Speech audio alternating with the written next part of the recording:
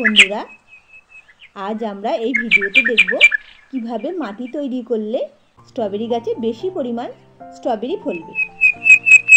আমি এইভাবে মাটি তৈরি করে নিই স্ট্রবেরি গাছে। প্রথমে কিছুটা পরিমাণ গোবর সার দিয়ে দেব মাটির মধ্যে, তারপর দেব ভার্মি কম্পোস্ট। ভার্মি কম্পোস্ট আর গোবর সারে প্রচুর পরিমাণ নিউট্রিশন থাকে, যা গাছকে সঠিক পরিমাণে বাড়তে সাহায্য করে। এই তো বুঝতেই পারছেন আমি কতটা পরিমাণ গোবর সার আর ভার্মি কম্পোস্ট নিয়ে নিলাম। এরপর আমি নেব ডিমের খোসা গুঁড়ো। ডিমের খোসাটা আমি বাড়িতে নিজে গুঁড়ো করে নিয়েছি। আমি এখানে মোটামুটি 2 মুঠো পরিমাণ ডিমের খোসা নিয়ে নিলাম। ডিমের খোসাতে ক্যালসিয়াম থাকে, ক্যালসিয়াম গাছে বেশি পরিমাণ ফল হতে সাহায্য করে। তারপর আমি এখানে দিয়ে দেব 1 মুঠো পরিমাণ সুফলা। এই সুফলাটা দিয়ে নেওয়ার পর আমি মাটিটাকে ভালোভাবে মিশিয়ে নেব। আমি যতক্ষণ মাটিটা মেশাচ্ছি আপনারা দেখে নিন, স্ক্রিনে দিয়ে দিলাম যে আমার গতবার গাছে এইভাবে মাটি তৈরি করে গাছে কি বিপুল পরিমাণ স্ট্রবেরি ফলেছিল। দেখতেই পাচ্ছেন আমার গাছে কতটা পরিমাণ স্ট্রবেরি হয়েছিল। এরপর আমি মাটিতে ফাঙ্গাসাইড হিসাবে নিম হলুদের গুঁড়ো দিয়ে দিলাম।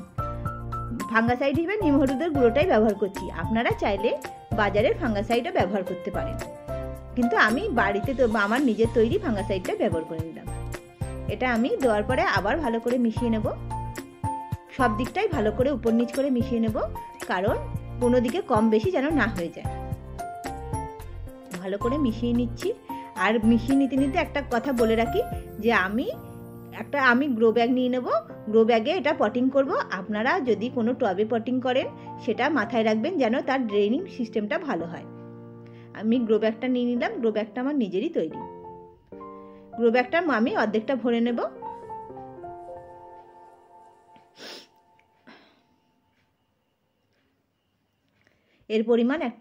এরপরে আমি একটা ভালো সুস্থ দেখে চারা নিয়ে নেব। চারাটা নিয়ে নিলাম। চারাটা নেওয়ার পর দেখছি 2টো পাতা একটু পোকা লেগে গেছে, সেই পাতা দুটো আমি কেটে নেব। আপনারাও যে পাতাগুলো নষ্ট হয়ে যাবে, শুকনো থাকবে, সেগুলো বাদ দিয়ে তাই পটিং করবেন।